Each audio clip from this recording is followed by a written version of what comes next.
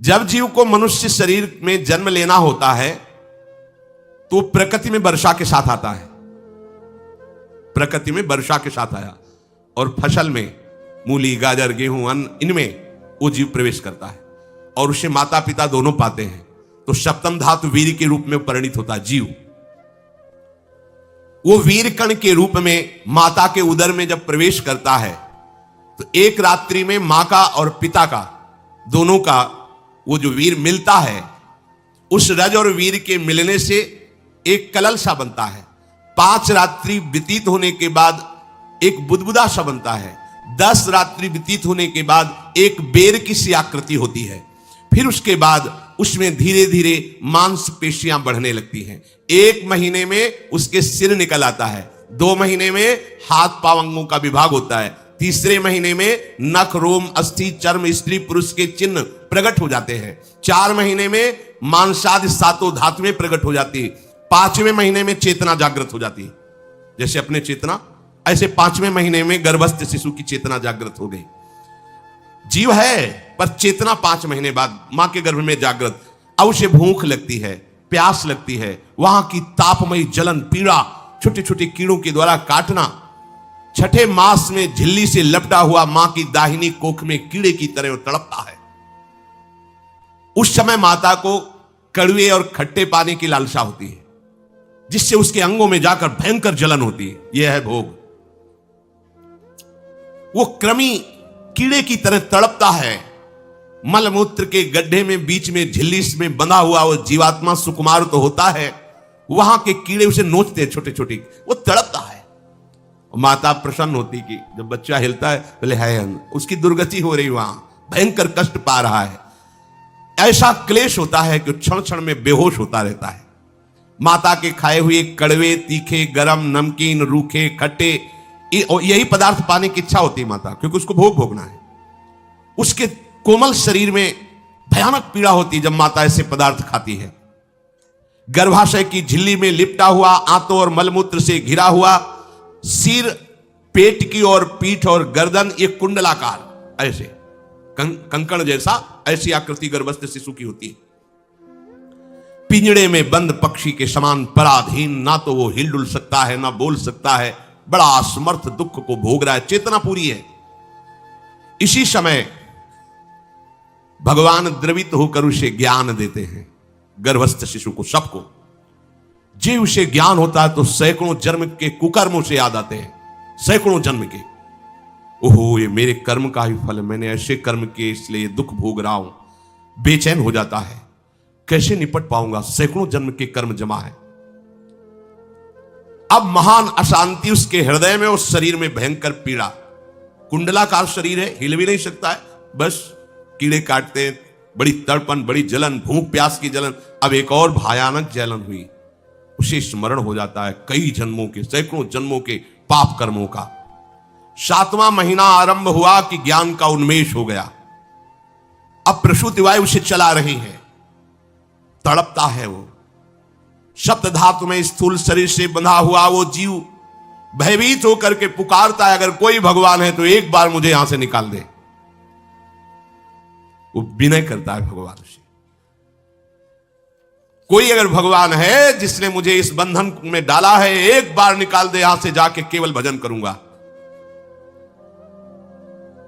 जीव कहता, जंतुरुवाच तस्योपशन्नमवितुम जगदिच्छयात् नाना तनोर्भुवि चलच्चरणारविंदम सोहम ब्रजामि शरणम रकुतो भयम में येने दृशी गतिरदर्श सतोनुरूपा। हे प्रभु, मैं बड़ा अधम हूं। ये ज्ञान भगवान की तरफ से गर्भस्थ शिशु को होता है। देखो, स्वयं वो इतना कष्ट पा रहा है, फिर जब आप गर्भ हत्या करते हैं तो आपका पाप कितना बड़ा होगा, सोचो। सब माताओं से विनय है, संयम से रहो, सावधान रहो। ये हत्या ऐसी नहीं कि तुम्हारे दान पुण्य से क्षमा हो जाएगी। ये जो भ्रूण हत्या है, गर्भ हत्या है, बहुत बड़ा पाप है। आप लोग अज्ञान के कारण इसको ध्यान नहीं देते, इसे खिलवाड़ समझते हो। कितना ज्ञान है। बेटी ही मां है, बेटी ही बहन है, बेटी ही पत्नी बनती है, बेटी ही किसी के जीवन को धारण करने वाली बनती है। और आपने गर्भ में देख लिया बेटी है, तुम स्वयं मां होकर उसका साथ दे रहे हो, उसका नष्ट करने के लिए। हमारी तो बात ही समझ में नहीं आती, क्या बुद्धि भ्रष्ट हो गई। अगर पुरुष का इतना महत्व है तो बेटियां ना हो तो तुम्हारी कौन सी गति होगी, सोचो जरा। जीना मुश्किल हो जाएगा तुम्हारा। तुम पुरुष किस काम के रह जाओगे। तुम्हारा अर्धांग काट दिया जाए तो तुम कैसे होगे। ये स्त्री स्वरूप अर्धांग है। जिस घर में एक मां बहन नहीं है, स्त्री स्वरूप नहीं, स्मशान जैसा वो होता है। ध्यान दीजिए, ये बहुत बड़ी गलती है जो अपनी बेटियों की हत्या करते हैं। ये वो पाप है जो अक्षम्य अपराध है। स्त्री हत्या करना शास्त्रों में बहुत बड़ा पाप कहा गया है। फिर वो तो बच्चा है, बिल्कुल नहीं। जिनसे हो गया है, श्रीमद् भागवत का सप्ताह मूल संस्कृत से सुनो और भगवान से प्रायश्चित प्रार्थना करो कि हे नाथ, भूल से गलती हो गई, दूसरा कोई उपाय नहीं। ध्यान से समझ लीजिए, तुम्हारे भ्रूण हत्या गर्भ हत्या के पाप को नष्ट करने में एकमात्र श्रीमद् भागवत समर्थ है, दूसरा कोई नहीं। कोई दान पुण्य तीर्थ स्नान तुम्हें क्षमा नहीं कर पाएगा। यह ऐसा महापाप है। अगर हृदय में जलन करके और मूल संस्कृत के द्वारा पूरी 7 दिन में भागवत श्रवण की जाए नियम से, तो भागवत समर्थ है, इस हत्या के पाप से भी आपको मुक्त कर देगी। जिनके ऐसे हत्या हो गई हो करवा लो, नहीं तो बुद्धि आगे भ्रष्ट करके तुम्हें हरि गुरु से विमुख कर देगा। यह पाप ऐसा नहीं कि तुम्हें 2-4 माला घुमाने से क्षमा हो जाएगा। ये महत अपराध है। सबकी समझ में नहीं आता, समझ जाओ, नहीं तो आप जहां भी हो वहीं से भ्रष्ट कर देगा। यह अपराध नष्ट नहीं होगा, श्रीमद् भागवत की कृपा से नष्ट हो जाएगा। यह हमें बहुत विश्वास है। श्रीमद् भागवत सप्ताह की यह है ही महामहिम। प्रेत योनि को प्राप्त धुंधकारी को सीधे भगवत पार्षद स्वरूप देकर परम पद में आरूढ़ कर दिया। केवल 7 दिन की मूल संस्कृत एक भी श्लोक नहीं छूटना चाहिए। अगर सप्ताहिकी का पारायण हो तो इस भ्रूण हत्या गर्भ हत्या से भी निवृत्ति मिल जाए। अब वो जीव भगवान को पुकारता है, मैं बड़ा नीच अधम हूं। भगवान, आपने जो मुझे गति दिखाई है तो मेरे कर्म के अनुसार ही है, आपका इसमें कोई दोष नहीं। हम लोग जब कष्ट भुगते तो भगवान से कहते हैं हमने तुम्हारा क्या बिगाड़ा। भगवान ने नहीं बिगाड़ा, तू खुद देख क्या बिगाड़ लिया अपना। करो पाप आचरण। अब देखो, हमने तो जीवन में कोई पाप नहीं किया और कितने गर्भ हत्या की है, कितनी खिलवाड़ समझे हो। ये बिल्कुल भयावह चीज है। आप लोगों को नहीं, हम बार बार इसीलिए कह रहे कि भयावह वस्तु है, तुम्हें बहुत ऊंचाई से घसीट के भ्रष्ट कर देगी। बहुत होश में हो, भूल के कभी ऐसा न करना जहां तक हमारी आवाज पहुंचे, जहां तक सुनाई दे। गर्भ हत्या मत करना, संयम से रहो। इस तरह का व्यवहार मत करो कि तुम्हारा मनुष्य जन्म ही व्यर्थ चला जाए। इसमें तीनों को बराबर दंड मिलेगा। गर्भ हत्या कराने वाला, गर्भ हत्या की प्रेरणा देने वाला और गर्भ हत्या में सहयोग देने वाला, जो औषधि डॉक्टर या जो भी, तीनों को दुर्गति होगी। माता पिता प्रेरक और कर्ता। ऐसा नहीं कि आप डॉक्टर हो तो आपको गर्भ हत्या करने का अधिकार नहीं। आप डॉक्टर हो दूसरे के शरीर को स्वस्थ करके निरोग करने के लिए, हत्या करने के लिए नहीं। कोई भी हमारा संविधान ऐसा आदेश नहीं करता कि आप गर्भ हत्या कर दो। ना भागवतिक और ना भारतीय संविधान ऐसा संविधान आदेश नहीं करता। अब वो जीव कह रहा है कि प्रभु मेरे योग्य ही है आपने जो मुझे दंड दिया है। मैंने सुना है कि आपकी शरण में जो आता है आप उसकी रक्षा कर लेते हैं। आपकी जो शरण में हो जाता है वो इस भूमि पर, भारत भूमि पर, विश्व पर निर्भय विचरण करता है। कोई उसे भय नहीं प्रदान कर सकता। प्रभु, मैं इस माता के उदर में माया का रहस्य न जानने के कारण ऐसे कर्म किए कि मैं आ गया हूं। बहुत दुख पा रहा हूं। हे निर्विकार अखंड बोध स्वरूप परमात्मा, मैं बार बार नमस्कार करता हूं। प्रभु, मेरे ऊपर कृपा कर दो। एक बार इस गर्भ से निकाल दो। मैं यहां से बाहर जाकर आपका निरंतर भजन करूंगा। ये वादा करके आए हम प्रभु से सब। प्रभु ने करुणा करके हमें चांस दिया है मनुष्य शरीर। प्रभु, मैं बहुत जन्मों से इस समय स्मृति आ रही देख रहा हूं, कर्मों में भटकता रहा आपसे विमुख होकर के। ये जो मुझे अभी ज्ञान हो रहा है केवल आपकी कृपा से तत्कालिक है। तत्कालिक, एक तत्कालिक वैराग्य होता है। जैसे कथा सुनियो, मन में आया कि अब तो भजन ही करना है। ये तत्कालिक है, स्थायी नहीं है। इसे स्थायी बनाओ। प्रभु, आप अंतर्यामी हो, आप सब कुछ जान रहे हो। तीनों तापों की शांति के लिए भक्तजन आपका भजन करते हैं। मैं देहधारी होकर जीव माता के उदर में मलमूत्र से रुधिर की झिल्ली में फंसा हुआ माता की जठराग्नि के ताप से जल रहा हूं। प्रभु एक एक क्षण में यहां विकल होकर केवल इंतजार कर रहा हूं कि किस समय मुझे यहां से निकाला जाएगा। दीन बंधु, यहां से कब मैं निकलूंगा। स्वामिन, आप बड़े दयालु हो। आप जैसे उदार प्रभु ने मुझ गर्भस्थ शिशु को यह ज्ञान दिया। हे दीन बंधु, आप अपनी कृपा से प्रसन्न हो जाइए।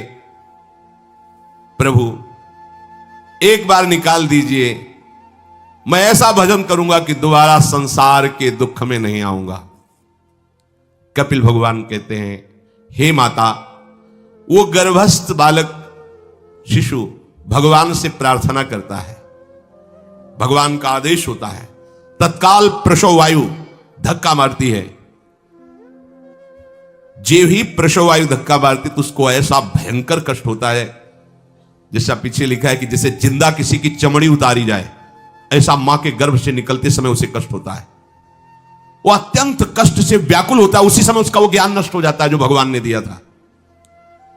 उस समय उसकी श्वास की गति रुक जाती, जैसे किसी का गला दबा दिया जाए तो कैसा लगेगा। ऐसे ही पूरी की पूरी भागवती की स्मृति नष्ट हो गई।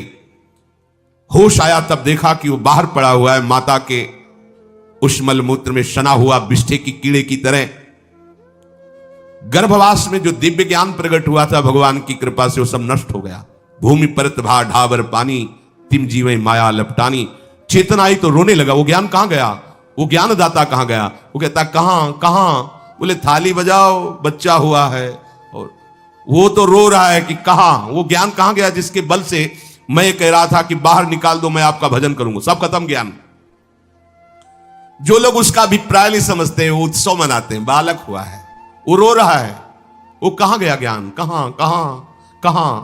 छोटा बालक यही रोक कहता कहां? अभी जो ज्ञान उत्पन्न हुआ था, जो अभी भगवान का बोध हुआ था, वो कहां गया? कहां गया? घर परिवार के लोग उसका पालन पोषण करते रहते हैं, उसमें कोई निषेध करने की शक्ति नहीं हो रही। मच्छर काट रहा है, दुख हो रहा है, हटा नहीं सकता बालक। उस जीव को शिशु अवस्था में जब कपड़ों पे लिपेट कर ऐसे लिटाया जाता है तो इतना कोमल त्वचा होती कि कपड़े भी उसको, जैसे खुजलाहट है, पीड़ा है या जलन है, बिल्कुल कोमल त्वचा होती, कुछ नहीं कर सकता वो, पर रो सकता है। ना खुजलाने की, ना करवट बदलने की, ना उठने की कोई सामर्थ्य नहीं। बड़ा कष्ट पाता है बाल्यावस्था में, क्योंकि त्वचा बड़ी कोमल होती है। दास मच्छर आदि जीव उसको काटते हैं। गर्भावस्था का कोई ज्ञान नहीं रहा, सिर्फ रोना ही रोना रह रहा। इस प्रकार उसकी बाल्यावस्था कटी, कौमार अवस्था आई, पौगंड अवस्था। इनमें वो खिलवाड़ में फंस गया। जैसे जैसे बड़ा होता जाता, चेतना, गुनगुना, ये कार, ये प्लास्टिक के ऐसे उनमें मगन है। देखो ना छोटे बच्चों को, अज्ञानवश इसकी ये अवस्था कट गई।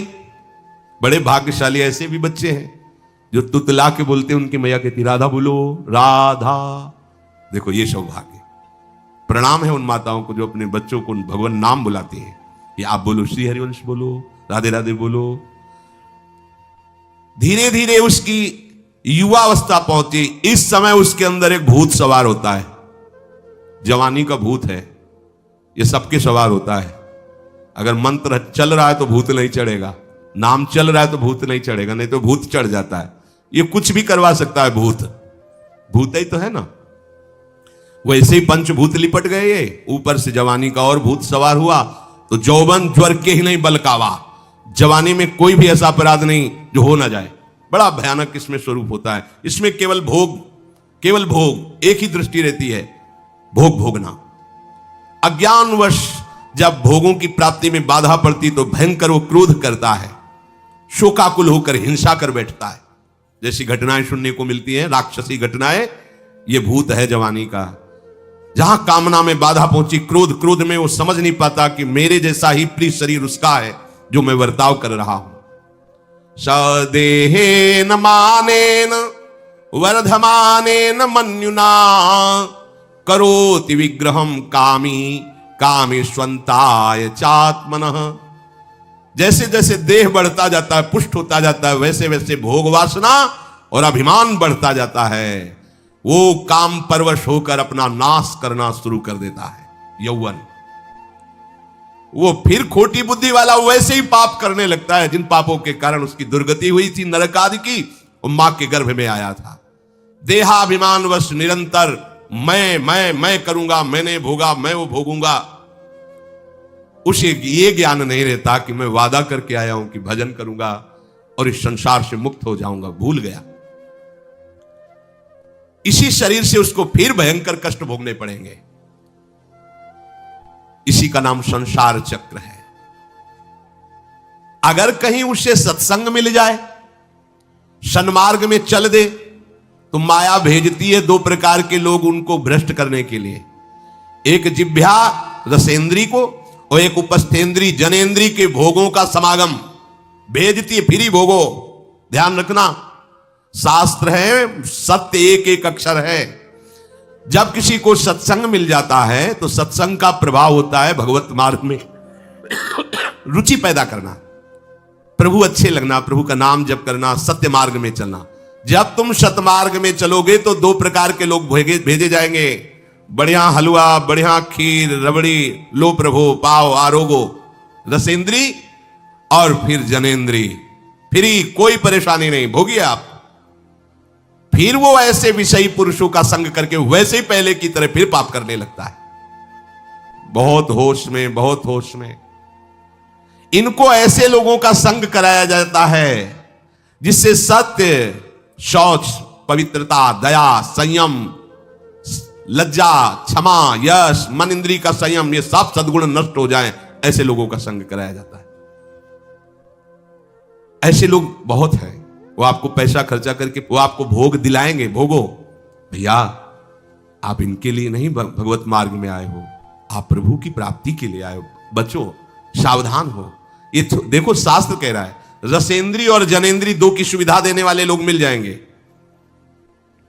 अत्यंत सोचनीय, मूढ़, देहात्मदर्शी ऐसे असत पुरुषों का संग करके भ्रष्ट हो जाता है। अच्छा, वो आग लगा दिए, वो चल दिए, फिर नहीं देंगे। कुछ लोग ऐसे होते हैं, 10 दिन अपने पैसे से आपको नशा करवाएंगे, फिर इसके बाद तुम्हें उनके पैरों में गिरना पड़ेगा, फिर मांगने से भी नहीं देंगे, पहले फ्री देंगे। आदत बिगड़ गई। ऐसे लोग मिलेंगे, मुस्कुराएंगे, हंसेंगे, आपको गले लगाएंगे, आपको लगेगा जीवन का सार मिल गया, फिर इसके बाद जूते चलाएंगे, गली में नहीं देखने देंगे। अब तुम्हारी वृत्ति बिगड़ गई, तुम उधर ही ताको, होश में, होश में। इस जीव को किसी और के संग से ऐसा बंधन, ऐसा मोह नहीं होता जैसा कामिनियों के संग से होता है। भगवान कपिल देव जी कह रहे हैं, न तथास्य भवेन्मोहो बंधश्चान्य प्रसंगतः योषित संज्ञात यथा पुरुषो यथा तत्संग संगता। कामी पुरुषों का, कामिनियों का संग जैसा परमार्थ भ्रष्ट करता है वैसा और किसी से नहीं हो सकता। इसलिए तुम इतना अपने को मत साधक समझ लो कि हमारा कौन बिगाड़ सकता है।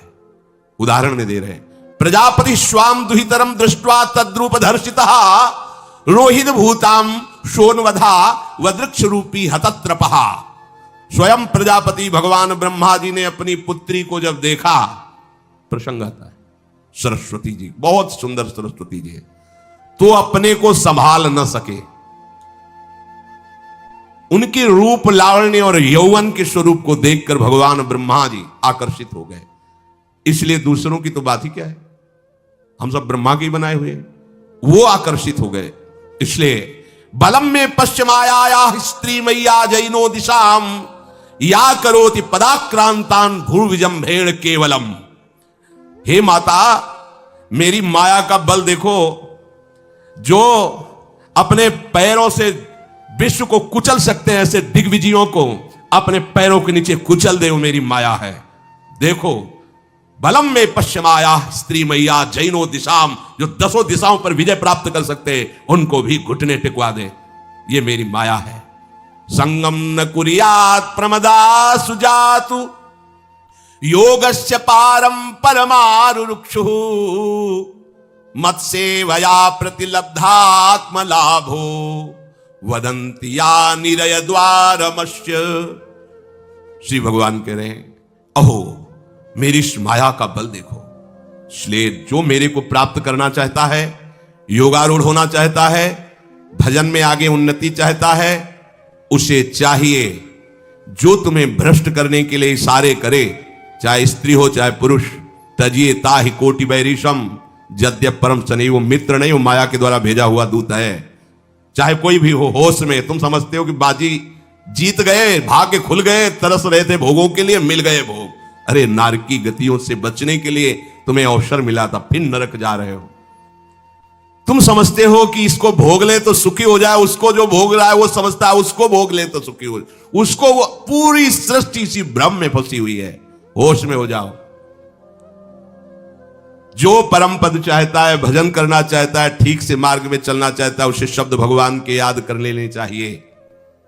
चाहे वो स्त्री हो चाहे पुरुष, जो तुम्हें गंदी बातें सिखाए, गंदी बातें दिखाए, गंदी बातें करने के लिए प्रोत्साहन दे, जाके संग कुमति मति उपजय, करत भजन में भंग तजोरे मन हरि विमुखन को संग। गृहस्थ हो तो धर्म के अनुसार अपनी पत्नी मात्र में सीमित रहो। ये उद्दंडता तुम्हारा नाश कर देगी। ये जो आज नई रीतियां चल रही हैं, ये भगवान ब्रह्मा जी ने अपने पुत्रों को बुलाया। चारों युग ये पुत्र हैं भगवान ब्रह्मा के, सतयुग, त्रेता, द्वापर, कलयुग। सतयुग से कहा भाई हमने रचा है नरक, तुम्हारा स्वभाव सत्य में स्थित होना है, इसलिए हमारी आज्ञा का पालन करो कि नरक खाली भी नहीं रहना चाहिए। तो उनका पिताश्री, जब हमारा स्वभाव आपने ही रचा है तो मेरे राज्य में कोई नरक जाए भूल चूक से, किसी को नरक नहीं जाने देंगे। त्रेता से कहा तो उन्होंने कहा कोशिश करेंगे अपने बड़े भाई का अनुगमन करने की। द्वापर से कहा तो उन्होंने कहा कोशिश करेंगे आपकी आज्ञा का पालन करने की। समझना। लेकिन जब कलयुग आया तो मुस्कुरा के बोला, पिताश्री जैसे बड़े भैया ने कहा मेरे राज्य में कोई नरक मेरी जानकारी में नहीं जा पाएगा, ऐसे ही मेरे राज्य में कोई स्वर्ग या परम पद मेरी जानकारी में नहीं जा पाएगा। मैं सीधे हाउसफुल करूंगा नरक। देख लो ना, शराब पीना, व्यभिचार करना, जुआ खेलना, चोरी करना, हिंसा करना, इसके प्रधान स्थान है। ब्रह्मा जी से कहा आप चिंता मत करो, जैसे बड़े भैया कहते हैं कि हमारे राज्य में कोई नरक नहीं जाएगा, ऐसे हम आपको वचन देते हैं। अगर हमारी दृष्टि पड़ी तो न स्वर्ग जाने देंगे न परम पद में जाने देंगे। तभी महाप्रभु कहते पाए जान जगत में सब जन कपटी कुटिल कलयुगी तंचु। कलयुग ने सबको देख रखा है, सबको अधीन कर रखा है। अगर बच सकते हो तो एक हरिनाम है, राधा नाम है, जो कलयुग का प्रभाव नहीं पड़ने देगा। इसलिए होश में, चाहे वो पुरुष हो या स्त्री हो, रिश्तेदार हो, नातेदार हो, कोई हो, जिसके संग से भोग वासना बढ़े, भगवत विमुक्ता हो, दूरी बना लो, तत्काल दूरी बना लो। वो मित्र नहीं, वो भारी दुश्मन है, जो तुम्हें फिर वही दुर्गति में ले जाएगा जो गर्भ में वादा किया वो नहीं कर पाओगे। भगवान कह रहे मैं इसलिए मना कर रहा हूं कि खुला हुआ नरक का द्वार है। वदंतिया निरय द्वारमस्य, निरय माने नरक का द्वार, अस्य माने ये भोग विलासिता खुला हुआ नरक का द्वार है। इसका भाव यह है, इसमें सुख तो है नहीं, सुख भासता है। भासना और है में अंतर है।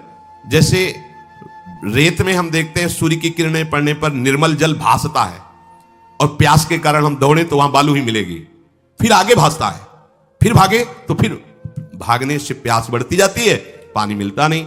ऐसे ही परस्पर आकर्षण में सुख भासता है, होता नहीं।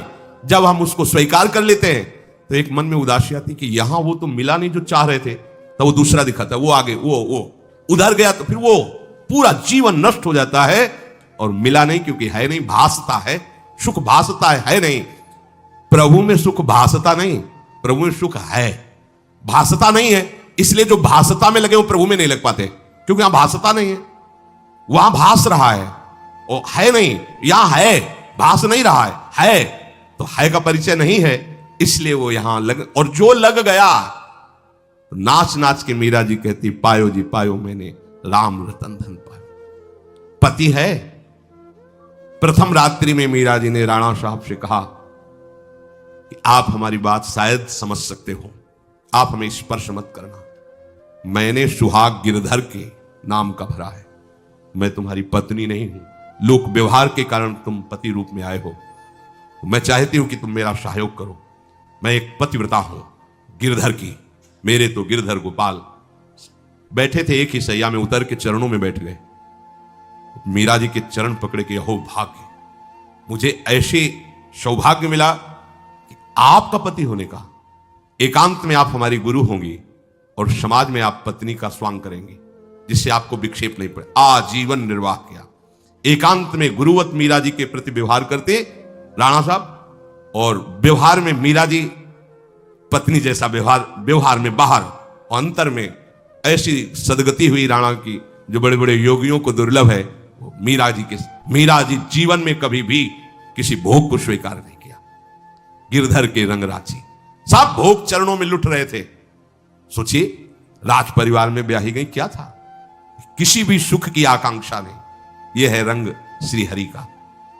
है नहीं ना उनमें सुख, जो है सुख वो मिल गया तो फिर भासने की तरफ क्यों बढ़ेगा? इसलिए ये जो मेरी माया है, ये मित्र बनकर पहले सेवा के बहाने से धीरे धीरे पास आती है का शब्द माया के लिए है। वो किसी भी रूप में होगी। माया का कोई रूप नहीं आज तक वर्णन किया गया। कोई भी रूप हो, वस्तु, व्यक्ति, स्थान, घटना, कुछ भी। उपासक जब समझ नहीं पाता तो वही उसके नाश का कारण बन जाती है। बहुत सावधान। हमें नहीं पता किस रूप में आएगी। जिनको पता है हम उनको अपने पास रखें। वो है नाम राधा राधा, फौरन पता चल जाएगा आपको पक्का। ये ठीक नहीं, नहीं बहुत श्रद्धा नहीं, बिल्कुल हटो, बिल्कुल हटो, अंदर से बिल्कुल हटो। नहीं तो कोई समझाने वाला थोड़ी था बचपन से हमें कि भाई पास कोई हो। यही नाम, जहां कहीं कोई प्रियता, कहीं आश्रमों में कहीं कुछ समझ में, हटो हटो हटो। ये नाम हटाते हटाते हटाते जहां लगाना चाहिए वहां लगा दिया। नाम अगर है अंगरक्षक तो तुम्हें माया से बचाता रहेगा, क्योंकि जिनकी माया है उन्हीं का नाम है।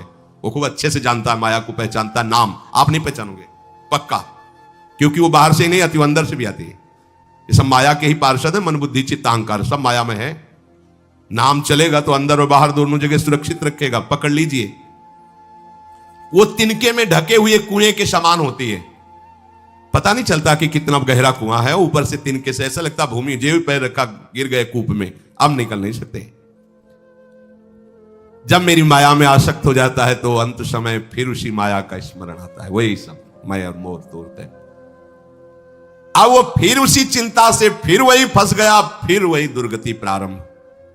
तो हे माता, जो हरि से विमुख हैं उनका एक चक्र चलता रहता है। पुनरपि जननम पुनरपि मरणम पुनरपि जननी जठरे शयनम।